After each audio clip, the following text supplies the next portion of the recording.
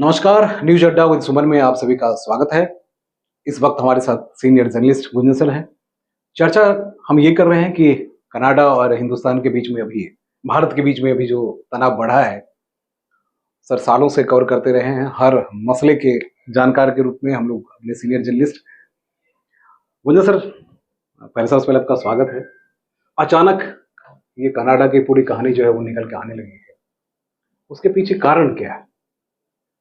ये अचानक इसको क्या कहिएगा, वो कहते हैं अंदर की एक थोड़ी धमक तो पता चल रही थी, क्योंकि करीब 10 साल तो हो ही गए जब पंजाब की पुलिस की तरफ से बार बार इंटेलिजेंस इनपुट आ रहे थे, सेंटर को दिए जा रहे थे, आईबी और रॉ को और सेंट्रल गवर्नमेंट को, कि वहाँ एक्टिविटीज बढ़ रही है जी। अब वो एक्टिविटीज बढ़ रही है तो उन एक्टिविटीज का तार कहाँ है जी। तो सीधे सीधे तार कनाडा से जुड़ रहा था। अच्छा। क्योंकि कनाडा में एंटी इंडिया एक्टिविटीज चल रही थी और कनाडा सरकार उसको वो नहीं दे रही थी।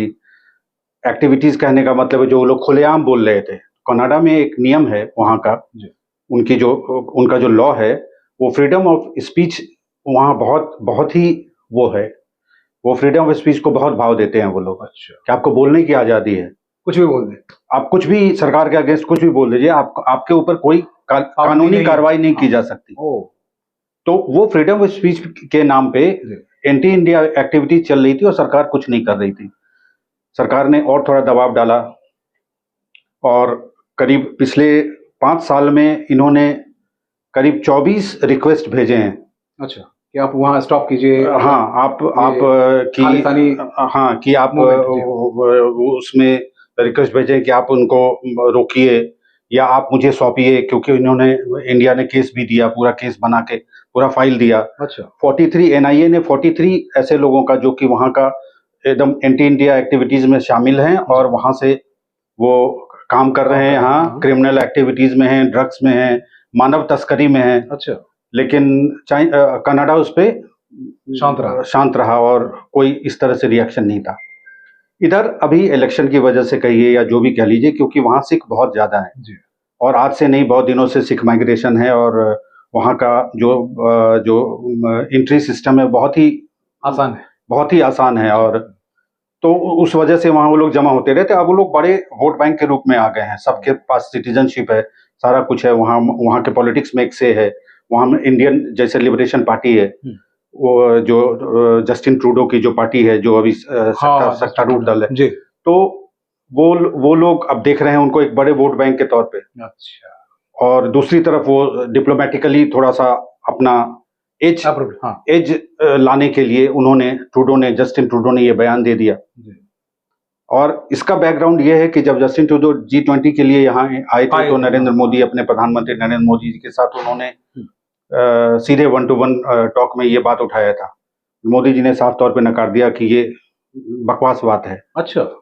तब जस्टिन ट्रूडो वहां गए और अपने संसद में ये बयान देते हैं। तो ठीक है, मान लीजिए अगर ये सीक्रेट ऑपरेशन है और ये दुनिया जानती है कि एक दूसरे के कंट्री में इंटेलिजेंस एजेंसी ऐसी काम करती है, जिसका इसके पास कोई सबूत नहीं है अभी तक कोई सबूत दिया नहीं है अभी तक, जो क्लेम कर रहे हैं। लेकिन इंडिया का कहना है, कल ही जो MEA ने आधिकारिक तौर पे कहा है कि अभी तक कोई सबूत नहीं दिया है सारा कुछ। और इन्होंने डायरेक्ट एक्यूज किया है कि वहां जो हमारे एक राजनयिक थे जो कि रॉ के एजेंट थे और उन्होंने निज्जर की हत्या में उसका हाथ है। तो इस तरह से उन्होंने डिप्लोमेटिक जो एक सैंक्टिटी होती है उसकी हदें पार कर दी ट्रूडो ने। तो पाकिस्तान वाली सिचुएशन हो गई, जो पाकिस्तान किया करता था, बयान दिया करता और हटा दिया करते। जी बिल्कुल। और अब पाकिस्तान की तरह अब आपको यहाँ भी साधने की जरूरत है, क्योंकि पूरा तंत्र जो है हमारा MEA का और पूरी सरकार जो है, क्योंकि कनाडा एक इम्पोर्टेंट कंट्री है, बिल्कुल इम्पोर्टेंट इस लिहाज से कि उसके जो दोस्त हैं, उसके जो पुराने मित्र हैं, जैसे ब्रिटेन हो गया, आपका US हो गया, आपका ऑस्ट्रेलिया हो गया, ये सब इंडिया के साथ अभी नया संबंध बहुत प्रगाढ़ इस पे मैं सवाल करूंगा, होता जा रहा है। ये संबंध पे मैं इसलिए सवाल करूंगा कि जैसे ट्रूडो साहब ने बयान दिया और पूरे वर्ल्ड में जो है भूचाल आ गया, लेकिन हम देख रहे हैं कि पिछले कुछ दिनों से ब्रिटेन और तमाम उनके जो मित्र कंट्री हैं वो कहीं साइलेंट है या वो दूसरे तरह से बयान दे रहे हैं, वो जो इंडिया के फेवर में है। एक्चुअली देखिए, डिप्लोमेसी में इतना सब कुछ नहीं चलता है। डिप्लोमेसी में 2+2 4 कभी नहीं होता है। अच्छा। और जस्टिन ट्रूडो ने यहीं पे गलती कर दी, वो 2+2 4 कर दिए। 4 नहीं हो सकता। इतना डायरेक्टली नहीं होता है, इतना डायरेक्टली नहीं होता है। 2+2 4 दिख रहा है तो समझ जाइए कि उसके पीछे 3 और 2 के समीकरण भी है, 3 और 5 के समीकरण भी कहीं ना कहीं चल रहे हैं। तो अब क्या है, मैं एक बार अपने दर्शकों को बता दूं, 2+2 और 4 आप समझ में आप शायद ना आए, बता दें। क्योंकि डिप्लोमेसी ऐसी चीज है, बातें कुछ और कही जाती है, पीछे की जो हिस्ट्री है वो कुछ और है, बड़ी बहुत अंदर जाएंगे तब आपको पता चलेगा। इसलिए सर जो कह रहे हैं आप समझिए 2+2 बिल्कुल सही है, उन्होंने सर ने कही। तो सर उसके सिर्फ अभी पॉलिटिकल जो उनकी इच्छा शक्ति है उसी वजह से इस तरह की चीजें कर रहे हैं क्या ट्रूडो जी? हाँ, ट्रूडो अपने डोमेस्टिक कंपल्शन में ये काम कर रहे हैं, बयान कर रहे हैं अभी तक जो सामने आया, क्योंकि इसका रिएक्शन ब्रिटेन और उनके जो मित्र देश है उससे ज्यादा अंदरूनी उनके पार्टी में हो रहा है। अच्छा, जैसे लिबरल उनके अपने पार्टी के जो सांसद हैं चंद्रा आर्या, वो जो इंडियन भी हैं, इंडियन मूल के हैं और सारा कुछ, उन्होंने किया है कि आप फ्रीडम ऑफ एक्सप्रेशन के नाम पे ऐसे ऐसे लोगों को जो आप प्रश्रय दे रहे हैं वो आखिर कहाँ तक, उसका एंड कहाँ होगा। तो ये सवाल अंदरूनी तौर पे कनाडा में ज्यादा उठ रहा है। अब जहां तक ब्रिटेन और इस सब का सवाल है, अमेरिका का और इस सब का सवाल है, देखिए अमेरिका आज तक कभी भी कनाडा का अगेंस्ट नहीं गया है और इस मामले में अभी तक चुप्पी साधे हुआ है। इस बात को 3-4 दिन हो गए, लेकिन कोई भी स्ट्रांग बयान नहीं है, क्योंकि इंडिया की पोजीशनिंग अभी इतनी स्ट्रांग है डिप्लोमेटिकल, मतलब वर्ल्ड आप जियो पॉलिटिक्स के अगर जाइए तो इंडिया की स्थिति अभी बहुत स्ट्रांग है। तो ये तीनों कंट्री जो है, जैसे हमारे सुनक साहब हैं, या ऑस्ट्रेलिया हो गया, या वो यूएस हो गया, ये अभी चाइना को साधने के लिए ये लोग एक नए समीकरण बना रहे हैं जिसमें इंडिया पाइवोटल रोल पे है। अच्छा, चाइना को साधने के लिए इंडिया पाइवोटल रोल पे है, और इतना आगे बढ़ने के बाद अब ये तीनों देश जो हैं, जो खास तौर पे बहुत करीब हुआ करते थे, तो अब इंडिया से डायरेक्टली वो नहीं लेंगे। तो और इंडिया डिप्लोमेटिकली यहाँ इसका फायदा उठाएगा चाइना कनाडा पे अपना दबाव डालने के लिए। अब आगे क्या होता है, कौन किसकी चित किसकी पट, वो तो आगे देखा जाएगा। लेकिन अभी फिलहाल मुझे जो लगता है कि कनाडा काफी दबाव में है और बयान लगातार जारी कर रहे हैं, बयान के उलट जो है, और आपने बयान ही नहीं दिया, आपने एक्शन भी लिया है, आपने उसके राजनयिक को हटाया और वीजा सवाल, राजनयिक को हटाना बहुत बड़ा मसला हो जाता है। कुछ बड़ी घटना न घट जाए तो आप ऐसा नहीं करते। ये बहुत आम था, जब पाकिस्तान की बात होती थी तो अक्सर हम लोग यहाँ से एक्सपेल करते थे, वहां से एक्सपेल किया जाता था। ये एक मतलब समझ जाइए कि आपका जो ये चलता रहता है, ये टग ऑफ वॉर चलता रहता है। लेकिन कनाडा के साथ ऐसा होना, ये थोड़ा, वो जिसके साथ इतने अच्छे संबंध थे हम लोग के, मतलब बिजनेस और उस सब के भी बहुत दूसरा पंजाब जो है वो कनाडा हो गया, कहते हैं ना। ये कहना तो अभी बहुत जल्दी होगा, लेकिन हाँ, एक्टिविटीज जो है, देखिए कोई भी इंसर्जेंसी इंडिया में आज तक जो भी हुई है, कहीं भी जो होता है, वो कभी भी उस जमीन से उसको ताकत नहीं मिलती है। अच्छा, वो कहीं बाहरी, वो ताकत हमेशा बाहर से मिलती है। इस पे बड़ा फोकस करने की बात है सर ने जो बात कही नहीं, कि कहीं भी खासकर हिंदुस्तान अपने भारत के खिलाफ जब भी कोई साजिश हुई है तो उसके पीछे दूसरा देश ही रहा और दूसरे देश की जो जमीन है उसी का इस्तेमाल होता रहा है। इसलिए बहुत ही सटीक बात उन्होंने कही कि ये पूरे घटनाक्रम में भारत लगातार उनको सारे एविडेंस के साथ प्रूफ देता रहा, बावजूद इसके वो झुलाते रहे। अब ये पूरे G20 में आए और उसके बाद जो घटना घटी हम देख ही रहे हैं। सर, अब सबसे बड़ा सवाल हमारे देश के जो सिख बंधु हैं, वो उनके ऊपर सवाल उठना शुरू हो चुका है। उनको भी कहीं कहीं जहन में, क्या वो फिर पंजाब में तो एंटी हिंदू मूवमेंट चला और बहुत सारी चीजें हुई, इस तरह के बयान जो है वो संगठन देना शुरू कर दिया, उसको कैसे देख रहे हैं? देखिए, हमेशा ये होता है किसी भी कम्युनिटी का, किसी भी पंथ का जब एक्सट्रीमिज्म उसमें शुरू होता है तो वो कुछ सेलेक्टेड लोग ही होते हैं। अच्छा। जिनका एक पर्टिकुलर उनका थॉट होता है, एक पर्टिकुलर सिद्धांत होता है, जिसके आधार पे जस्ट खालिस्तान इन केस, सारे सिख और सारे पंजाब ऐसा नहीं है कि वो लोग खालिस्तान चाहते हैं, बिल्कुल नहीं। वो एक पॉकेट है, एक वर्ग है जो कि अपने कुछ साधने के लिए या अपने प्रिंसिपल की वजह से, या उसको विदेशी ताकतों से उसको प्रश्रय मिल रहा है, उसकी वजह से तमाम फैक्टर जब मिल जाते हैं तो ये एक्टिविटीज शुरू होती है। अब फिर वही अफसोस की बात है कि जो 90s में और उस समय में जिस तरह से पंजाब आतंकवाद पैदा हुआ था और वहाँ शुरुआत हुई थी कि खालिस्तान और हिंदुओं को टारगेट करना है, एग्जैक्टली वही बात अभी पन्नू ने जो अभी वहाँ बयान दिया। अब देखिए, पन्नू है यूएस सिटीजन, बट वो कनाडा में आके बयान दे रहा है और इस तरह से कि यहाँ के हिंदू माहौल खराब करने के लिए, माहौल खराब करने के लिए। तो अब सवाल है कि उसका रिएक्शन इंडिया में कैसे होता है। वहां जो हो रहा है वो तो हो ही रहा है, वहां की सरकार देख रही है, क्योंकि वहां की सरकार में चाहे जो भी कह लीजिए, अपने सिटीजन के प्रति, सिटीजन को सुरक्षा देने का जो कमिटमेंट है वो काफी है, वो है उसमें। लेकिन अब सवाल है कि जब आप इतना, जब घृणा का जो लेवल होता है वो इस लेवल तक बढ़ जाए कि आपस में छुरेबाजी होने लगे, तब आप कैसे संभालोगे। और उसका रिफ्लेक्शन यहाँ पंजाब में सबसे पहले तो मुझे लगता है कि जो इकोनॉमी है, जो वहाँ की जो ट्रांजिशनल इकोनॉमी है, जो वहाँ से पैसे आते हैं, अब जैसे करीब अभी एक मोटा मोटी आंकड़े के हिसाब से, सरकारी आंकड़े के हिसाब से करीब 7 लाख ऐसे पंजाबी लोग हैं जो पंजाब से जुड़े हुए हैं और उनका कनाडा रहते वहाँ हैं, सिटीजनशिप नहीं है, आना जाना है, वहाँ कमाते हैं, वहाँ यहाँ लाते हैं, यहाँ इन्वेस्ट करते हैं और तमाम तरह के, तो एक फ्लो ऑफ मनी वहाँ से एक पर्टिकुलर वो बना हुआ है। अब जैसे वीजा रुक गया, जैसे इंडिया ने कल वीजा सेवा सस्पेंड किया और सारा कुछ हुआ, इस सब का असर, एक कैस्केडिंग इफेक्ट आपको पड़ेगा।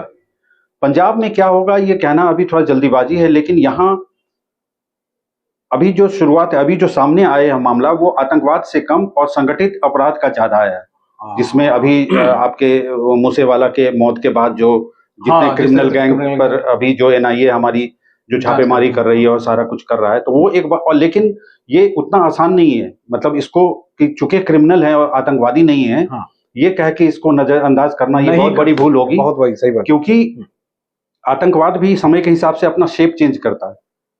अच्छा। आतंकवाद एक ऐसा चीज है जिसको जमीन पे, उसको तो एक जमीन चाहिए ना। एक समय था जब आप लोगों को भड़का के एक AK-47 और हैंड ग्रेनेड लाके आप वो काम करते थे। अब स्वरूप बहुत बदल गया है, अब सोशल मीडिया है और तमाम तरह की चीजें हैं, अब आपको उसकी जरूरत भी नहीं है। बिल्कुल। तो आपको किस चीज की जरूरत है? आपको एक दूसरे संगठन की जरूरत है, जैसे हो गया आपको नार्को वाला जो पूरा वो सेगमेंट है, जो चेन होता है, आतंकवाद उसका सहारा लेता है, जो आपके संगठित अपराध है उसका लेते हैं, मानव तस्करी में उसका लेते हैं। तो इसीलिए गवर्नमेंट ऑफ इंडिया इस बात को लेकर काफी संजीदा है कि हमको इन सारे नेटवर्क को तोड़ना है, ताकि सारा कहीं ना कहीं होके जाके वो आतंकवाद को पर जाके एंड होता है। तो ये जो समीकरण है ना, इसको समझना बड़ा जरूरी है और गवर्नमेंट ऑफ इंडिया इस पे बहुत अच्छे से स्ट्रांगली काम कर रही है, इसमें कोई दो राय नहीं। अच्छा, ये कनाडा का जो इनका समझ जाइए कि एक तरह से ट्रूडो साहब ने वो थोड़ा ओवर हो गए, वो समझ नहीं, मुझे ऐसा लग रहा है कि वो समझ नहीं पा रहे हैं कि इसका परिणाम क्या हो सकता है, या ये दूसरी कंडीशन ये, या वो बहुत बेहतर समझ रहे हैं और उनको लगता है कि उनको लगता है कि वो इंडिया के इस पोजीशन को वो रिबफ करके और अपनी बातों को मनवा सकते हैं या अपनी बातों को ऊपर रख सकते हैं। ये मुझे लगता है कि वो भूल कर रहे हैं। अच्छा, पूरे घटनाक्रम के बाद अभी कई पंजाबी फैमिली से बात हो रही थी, बड़ी सहमे से हैं, उनको लगता है कि यार हमारा दूसरा का मतलब आसानी से हमारे बच्चे जाते थे, अच्छी कमाई करके यहाँ लाते थे, घर में अच्छा पैसा, वो कहीं ना कहीं उनको सही तौर पे ये तो है ही, ये तो है ही। देखिए पंजाब में भले खेती है, पंजाब एक समृद्ध स्टेट है, उसका जो पड़ोसी है हरियाणा, और ये वो सरदार और सिखों के बारे में कहते हैं कि उनसे ज्यादा मेहनती और ज्यादा कमिटमेंट वाला कौम तो कोई है ही नहीं। हाँ बिल्कुल, बहुत। लेकिन सवाल है कि जो सेंस ऑफ कमिटमेंट है वो अपने काम के प्रति है, अपने देश के प्रति है, तो कमिटमेंट की जब बारी आती है कि वो आतंकवाद को करे, तो वहां भी वही कमिटमेंट दिखता है उन लोगों का बस। तो और अभी पिछले किसान आंदोलन के दौरान भी बहुत सारी चीजें ऐसी निकल के आने लगी। तो कहते हैं ना, पंजाबी कभी भूलते नहीं है, सिख कभी भूलते नहीं है। उधम सिंह का केस याद कीजिए आप, भगत सिंह का केस याद कीजिए और सारा कुछ आप कीजिए। इंदिरा गांधी के समय में देखिए क्या हुआ, वैद्य जो उस समय आर्मी चीफ थे, उनको कहाँ मतलब कितने दिनों बाद जाकर उसका बदला लिया। प्रधानमंत्री जैसे मतलब हाई सिक्योरिटी में रहने वाले लोगों पर भी वो भी उसने, तो वो एक बड़ा एक डिफरेंट स्टोरी है। तो सवाल है कि ठीक है, वो सब तो आतंकवाद में एक कमिटमेंट होता है, या जो भी कह लीजिए अंधा कमिटमेंट कह लीजिए, या इंसानियत के खिलाफ, उससे बड़ा तो मानव मतलब ह्यूमन राइट वायलेशन तो कोई होता नहीं सकता। बिल्कुल सही। लेकिन इसका असर जब आम लोगों पर पड़ने लगता है उस कम्युनिटी के, तब वो चिंता का विषय वाकई होता है। और यहाँ पे सरकार को, समाज को, सबको बहुत संजीदगी से काम लेने की जरूरत पड़ती है। तो यहाँ हम देख रहे हैं कि कई सिख नेता जो हैं वो बाहर आ रहे हैं और बड़ी सांत्वना देने की बात कर रहे हैं।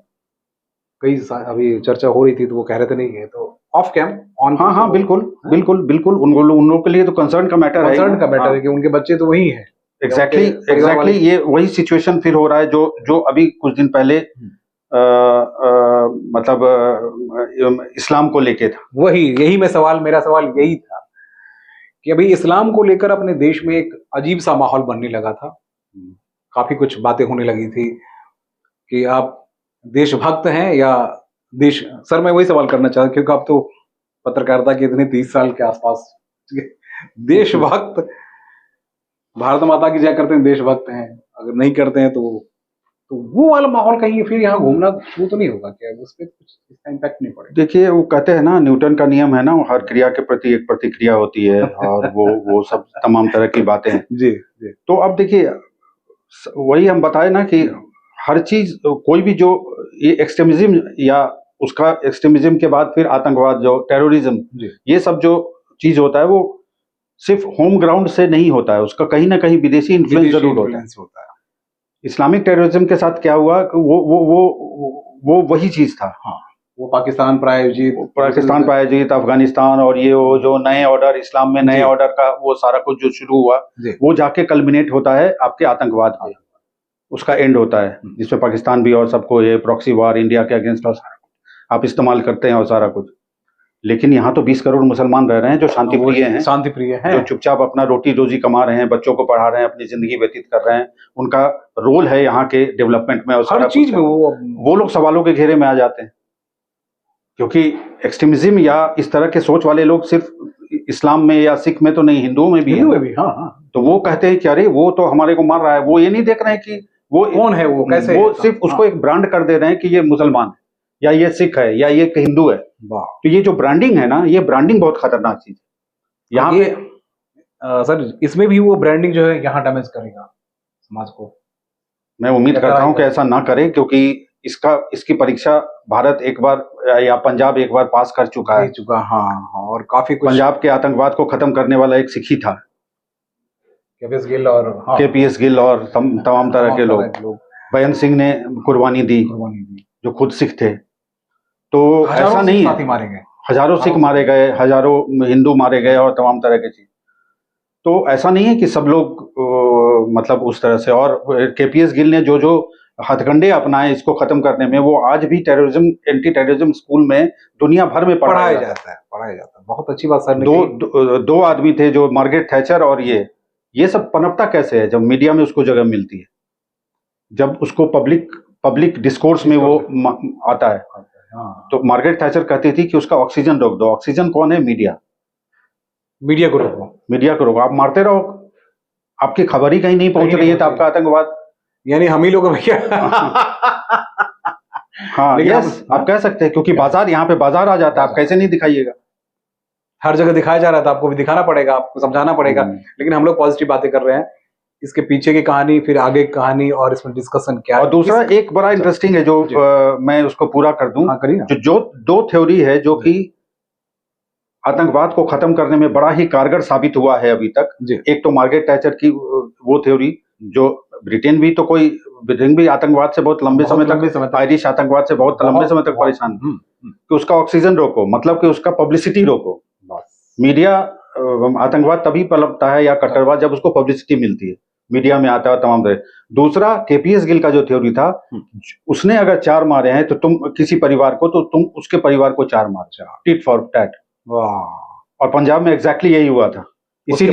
इसीलिए केपीएस गिल और उनके जितने भी साथी थे और उन पर ह्यूमन राइट का बहुत, जब पंजाब आतंकवाद खत्म हो गया तो कितने मुकदमे चले और सारा कुछ है। अभी भी वहां से फॉर्मर जो डीजी हैं उन पे मुकदमा चल ही रहा है। और केपीएस गिल का वो मुझे यस और केपीएस गिल का मुझे याद है जब एकदम अपने जिंदगी के लास्ट एरा में एक सम्मेलन में मिले थे और तमाम तरह की बातें थी, तो बोले कि इस पे बिल्कुल बातचीत नहीं होनी चाहिए। वो एक लड़ाई थी, और लड़ाई के अपने नियम कानून होते हैं और वो उस नियम कानून के तहत लड़ा गया। अब उस पर कोई बात नहीं होनी चाहिए। तो मित्रों, हम आपको यही समझाने की कोशिश कर रहे थे कि जिस तरह से वहाँ के कनाडा में कहानी शुरू होती है और उस कहानी का इम्पैक्ट जो है हिंदुस्तान के अलग अलग हिस्सों में, भारत में के अलग अलग हिस्सों में होना शुरू होता है। अब चिंताएं बढ़नी शुरू हो चुकी है। वीजा जैसे रोका गया, उसके बाद चिंताएं यहाँ जो लोग रह रहे हैं उनकी भी बढ़ी है। विश्व में अलग अलग हिस्सों में जो सिख रह रहे हैं वहाँ भी उनकी चिंताएं बढ़ी है। तो सॉल्यूशन है, बातचीत हो रही है, लेकिन उसमें थोड़ा वक्त लगेगा। लेकिन अपने देश में माहौल बहुत बेहतर है और अच्छा ही रहेगा, इसको लेकर बिल्कुल श्योर रहिए। सर ने बहुत अच्छी बात कही कि जब जैसा वक्त होता है उस तरह से वहाँ वो उस तरह की गतिविधियां या उस तरह की जो कार्रवाई होती है। तो यहाँ अभी अपने देश के खिलाफ कहीं भी कुछ अगर ऐसा हो रहा है तो सरकार बड़ी चौकन्नी है और बड़ी मुस्तैदी के साथ सरकार काम करती है। इसलिए कनाडा भी जानता है और उनके पीएम भी जानते हैं, और देश नहीं बल्कि संसार के सभी जो बड़े देश हैं वो अभी हमारी रणनीति को बहुत अच्छी तरीके से समझने को मजबूर भी है और समझते भी हैं और हमारे साथ भी खड़े होते हैं। नमस्कार।